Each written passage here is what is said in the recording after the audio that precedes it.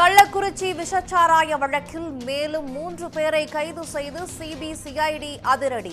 கல்வராயன் மலை பகுதிகளில் கள்ளச்சாராய ஊழல்களை அழிக்கும் பணியில் தனிப்படை போலீசார் தீவிரம். கள்ளக்குறிச்சி விவகாரத்தில் அவதூறு பரப்பியதாக ராமதாஸ், அன்புமணிக்கு திமுக எம்எல்ஏக்கள் நோட்டீஸ். முதல்வர் நிவாரண நிதிக்கு 1 கோடி ரூபாய் வழங்காவிட்டால் வழக்கு தொடரப்படும் என எச்சரிக்கை.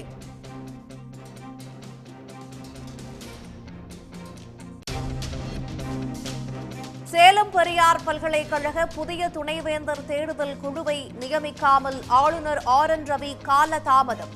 தற்போதைய துணைவேந்தருக்கு பணி நீட்டிப்பு செய்யும் திட்டமா என பல்கலைக்கழக தொழிலாளர் சங்கம் கேள்வி.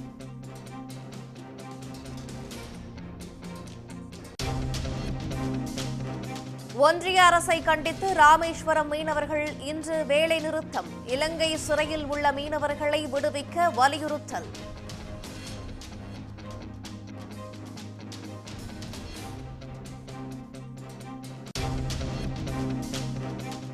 விதிமீறலை தட்டி கேட்ட போக்குவரத்து பெண் உதவி ஆய்வாளரை ஆபாசமாக திட்டியதாக புகார். சிவகங்கை நகர பாஜக தலைவர் உதயா அதிரடி கைது.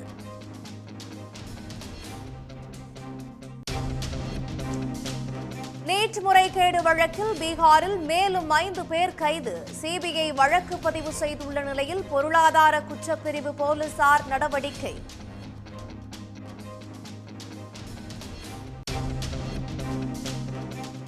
நீட் முறைகேடு விவகாரத்தில் மறுதேர்வை புறக்கணித்த 48% மாணவர்கள். 2 மாணவர்களும் வராததால் மூடப்பட்ட சண்டிகர் தேர்வு மையம்.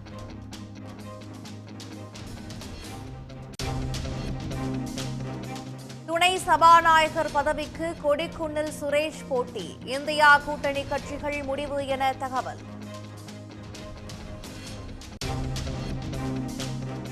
நாடாளுமன்றத்துக்கு ஊர்வலமாக செல்ல இந்தியா கூட்டணி கட்சி எம்பிக்கள் முடிவு. காந்தி சிலை அகற்றப்பட்ட இடத்தில் இருந்து அரசியல் சட்ட புத்தகத்துடன் பேரணி.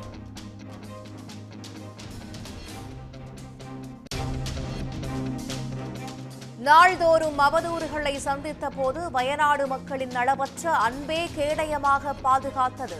தொகுதி மக்களுக்கு நன்றி தெரிவித்து ராகுல் காந்தி உருக்கமான கடிதம். 20 ஓவர் உலகக்கோப்பை போட்டியில் இன்று இந்தியா ஆஸ்திரேலிய அணிகள் மோதல். கட்டாய வெற்றி நெருக்கடியில் ஆஸ்திரேலிய வீரர்கள். உடனுக்குடன் செய்திகளை தெரிந்து கொள்ள சன் நியூஸ் பெல் ஐகானை கிளிக் பண்ணுங்க.